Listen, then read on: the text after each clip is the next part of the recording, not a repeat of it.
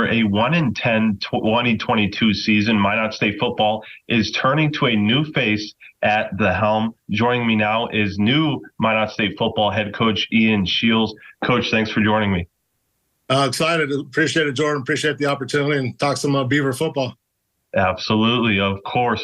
So just kind of started off, you kind of taken a tour of the country as far as coaching, taken up many jobs. I believe it was 4 head coaching jobs as well. But what is kind of getting into different programs and taking a little bit from each done to help you as an overall coach? Yes, certainly. I have been on a tour this next year coaching football, my 30th year coaching college football. So I've been in Oregon and California and Florida and New York and all over. And that kind of comes with the territory when you're in this industry, obviously.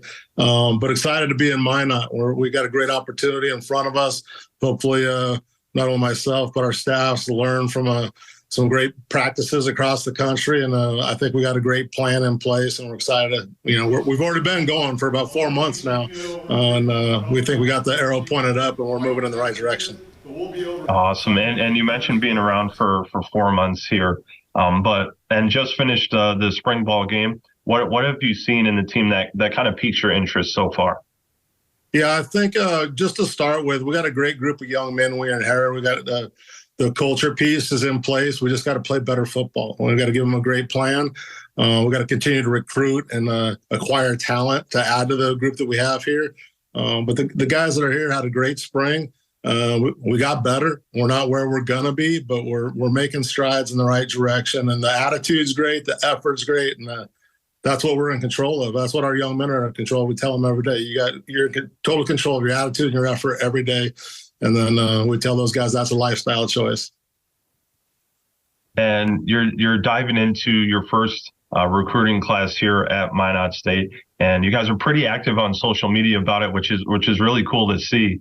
But so far, how's the recruiting process going? I see that you guys are heading out to California and Arizona, which are 2 pipeline states for Minot State. So just kind of talk to us about how the recruiting class is going so far.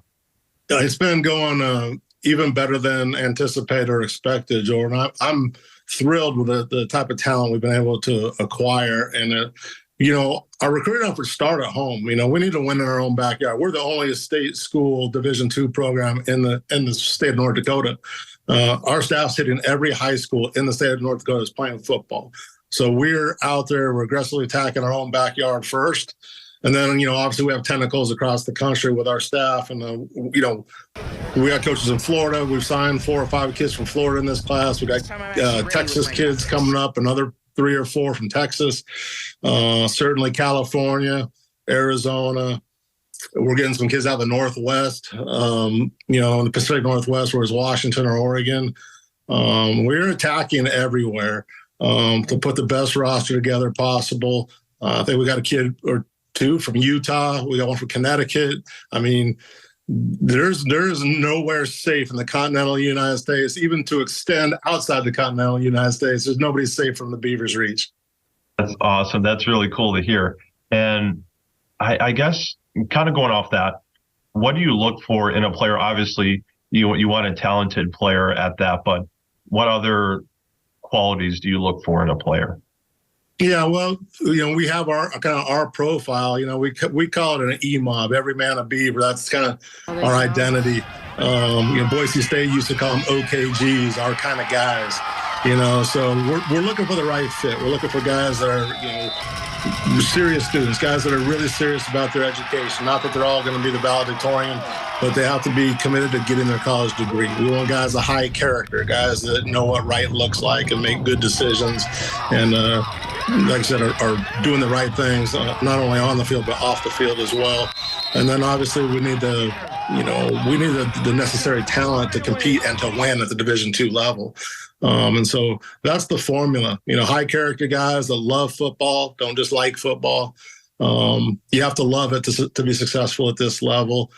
Everyone loves to get recruited. All these young guys love to get recruited, but you have to love to actually play football to be successful at the next level. And it can be a grind. We factor in the time commitment, the meetings, the lifting, the practices. I mean, it feels like a job sometimes. You have the guys that love it or they won't make it. So we're looking for guys that love to play, great students, high character guys, and we need a roster full of those, and then we can flip the table. Well, Coach, thank you so much for your time. I really appreciate it. I appreciate having